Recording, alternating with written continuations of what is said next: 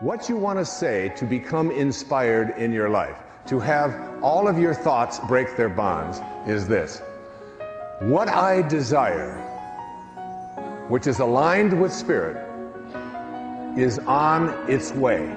Dr. Wayne Dyer, best-selling author and America's foremost spiritual guide and mentor, returns to public television to share his 6 remarkable steps for living an inspired life.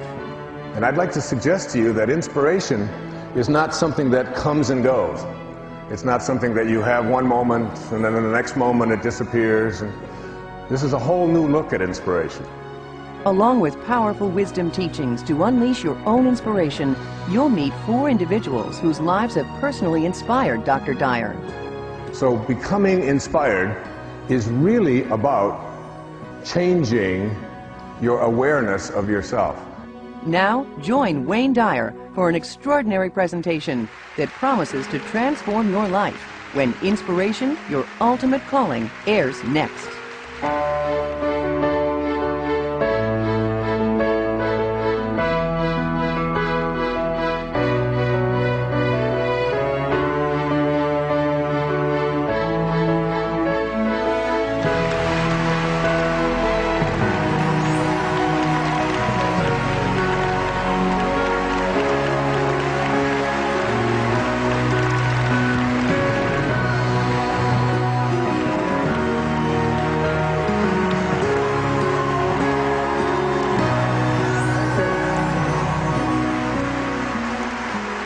Thank you so much.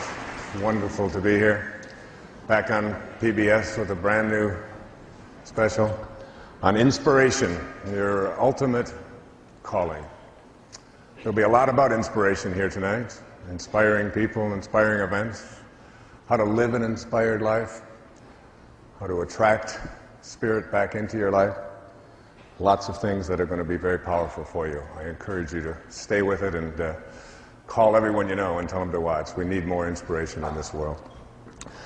People that have inspired me have been, my children have been a great inspiration to me. I have 8 of them, 6 daughters.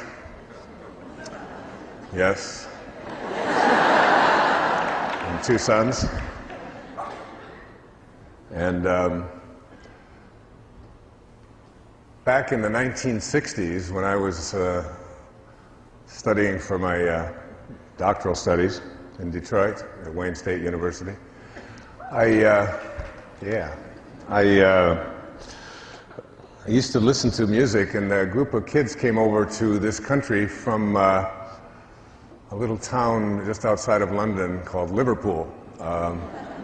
Some of you may have heard of them. And they used to sing a song, the Beatles did. It was called Will You Still Want Me?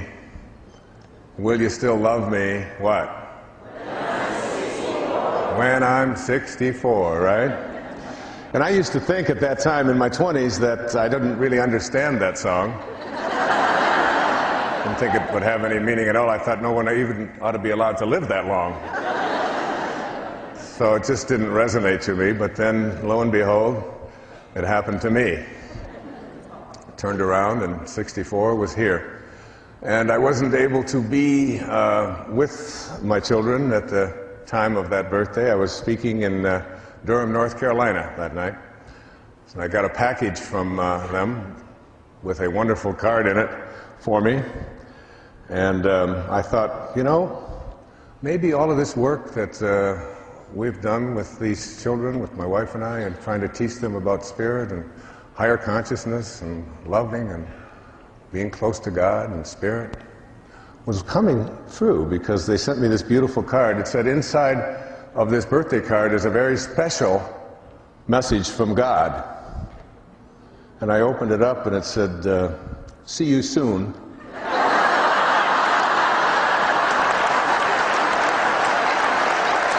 Happy birthday. So, there it is. And my children have been a great source of inspiration to me. They have given me some of the best material I could ever have. I can remember one morning, I was making waffles for them. And I heard my my daughters talking to each other, and they were doing very slow, and I had what I thought was really important things to do, and I encouraged her and all of them to, speed it up a little bit. Let's go. We've all got to get in the car. We've got deadlines. We've got to get to school. I've got to get to work. I'm a prophet. I have to go think and walk the beach. I get paid by the thought, you see. So I raised my voice a little bit, and I said something, and my daughter Serena took umbrage at what I had said, and I said, "Come on, let's go, get working, let's go, move. Come on, I want to get to school. We got to get you to school." And she just stood up and she put her hands on her hips and looked at me and said, "I wonder what all those people would think of Mr. Positive if they could see him here this morning."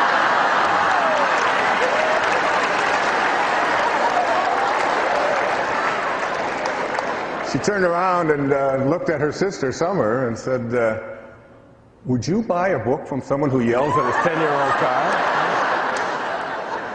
I write those down when they... So anyway, my children have always been great inspiration for me, and great teachers, and keep me very close to the ground and very humble. I want to begin this program on inspiration with a story about attitude and belief, because basically the idea of living an inspired life is one in which our attitudes become one of being in harmony with our source, with spirit. Not too long ago, I was honored by Yeshiva University, the Einstein School of Medicine, with a wonderful tribute. It was called the Einstein Award, that is given to people whose work exemplifies some of the sort of philosophical views, rather than just necessarily the scientific views of Albert Einstein. And I was invited there, and I gave a lecture to the staff and did rounds and spent a day there at this wonderful School of Medicine in a psychiatric hospital in New York. But I felt that when I got there that maybe it would be important for me to explain to them about Einstein's theory of relativity, which I'm sure many of you watching don't really completely understand. That everything is really relative. I mean, there was a great Chinese philosopher who once said, his name was Lao Tzu, he said, "I went to sleep and I dreamt that I was a butterfly. And then I awoke. And now I don't know. Am I a man who was dreaming that he was a butterfly? Or am I a butterfly dreaming that I'm a man?" It could be either way. And Einstein said, "It's all relative. It's all relative." And I thought about that, and I thought perhaps I could help these doctors and everyone to understand, since they were working at a place named after Dr. Einstein, I could explain to them about how to apply this theory. And I have a theory about relativity that goes like this. All things being relative, in a bowl of soup, this is a lot of hair. What do you think? Really? You understand?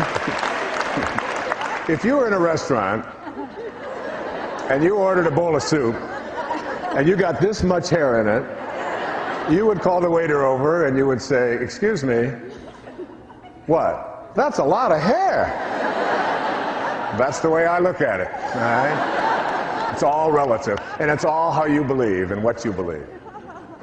As we move into this idea of inspiration, I'd like to suggest to you that you have a mind that is open to everything and attached to nothing. It's not a program that's based on any religion or any particular view of spirit or God or soul. We can call it what we want. We all originate from the same source. This source acts in a certain way, is constantly creating. And whether you're a believer in one particular religious persuasion or another, all of us have to agree, even quantum physics teaches us, that we all originate in this divine place of an organizing intelligence. And Alan Watts, a great teacher, a man I admired enormously, once said that you can't get wet from the word water. The word itself, whether you call it water or vasa or aqua or Edna, it doesn't make any difference what you call it. It's the substance of what it is and not what we call something that I want you to pay attention to as we talk about spirit. And I'll use these terms interchangeably. Spirit, divine mind, organizing intelligence, God.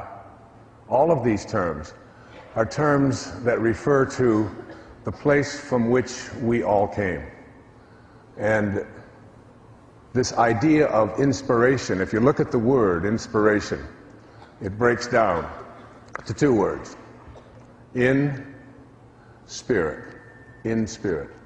And when we look at what it means to live an inspired life, it's nothing more, in my estimation, it's nothing more than finding a way for you to be in harmony with the spiritual essence from which you originated. Not just in your actions, not just in your feelings, and not just in your behaviors of attending church or being nice once in a while, in every single thought that you have. And I'd like to suggest to you that inspiration is not something that comes and goes. It's not something that you have one moment and then in the next moment it disappears. And this is a whole new look at inspiration. To me, inspiration is living in spirit at all times and catching ourselves when we find ourselves disconnected from the spirit from which all of us emanated. It's really thinking like God. It's being more in touch with that place of origination. It doesn't come and go. When you live an inspired life, you begin to feel as if you're on purpose. I guarantee you that at the end of this show, you will not have to ask the question, what is my purpose, and how do I find it, and where is it, and how come I can't get it, and why does somebody else have it, and I don't seem to get it? It always seems to elude me. These